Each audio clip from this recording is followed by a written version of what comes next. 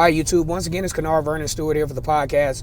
Talking Auburn football. Go ahead and like the video, comment, and subscribe. As always, it's great to be an Auburn Tiger. War Eagle, beautiful Thursday afternoon. Man, it's a little cool, though. It's supposed to be spring, but it's still feeling a little late wintry out here. But, I just wanted to talk to you guys today about, how do you really feel about the situation with Mike Bobo and Bryan Harsin? Now, usually on paper, as we've thought before, in theory, these marriages between former offensive coordinator and head coach, who also is an offensive mind, a lot of times in theory, we think these marriages will work. But as we've seen in times past, that Auburn hadn't always worked, especially when in the Gus Malzahn tenure, where Gus Malzahn went through several offensive coordinators, including when I look back at it, I really think that the best possible situation for Gus Malzahn would have been to have a more amicable agreement with Rhett Lashlee to run the offense, because he did a pretty good job. And he did a pretty good job, especially with Sean White, in making the offense work during that little run where Auburn, and several times during Gus Malzahn's tenure, were in position to be the first two-loss team to have a shot at the college football playoff, during that particular time. Of course, you had some depth issues, some injury issues that cost Auburn in a lot of those cases down the stretch. And, it just didn't all the way work out. But I just want to know at this point, though, when we talk about Auburn going into a first-year situation with a totally new coaching staff, the only guy retained is Carnell Williams from the prior staff. So you got all new guys.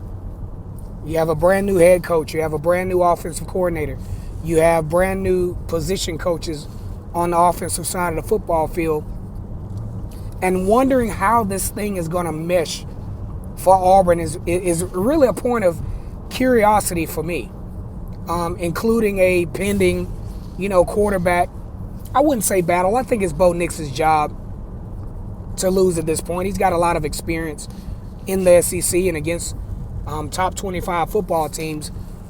But I just want to know, and I want to know what you guys think as to how this Bryan Harsin and Mike Bobo thing is going to work.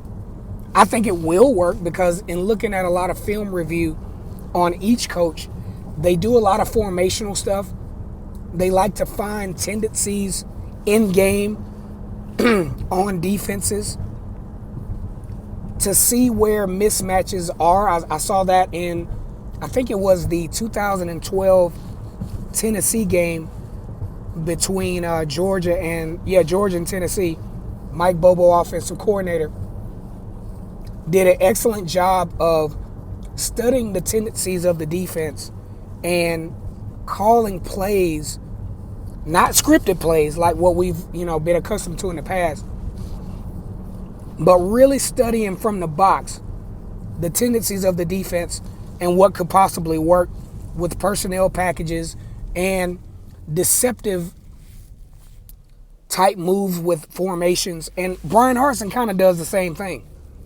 So I think we could be in a situation where this probably could work. There probably won't be a lot of clashing. And of course, Mike Bobo and Bryan Harsin have a relationship that I think spans back about 10 years. Also, we knew that Gus Malzahn and former offensive coordinator at Auburn from last year had a relationship as well, but somehow it just didn't work. But I'm really interested to see how this dynamic works to put Auburn in position for immediate success. All right, guys, go ahead and like the video, comment, and subscribe. And as always, it's great to be an Auburn Tiger, War Eagle.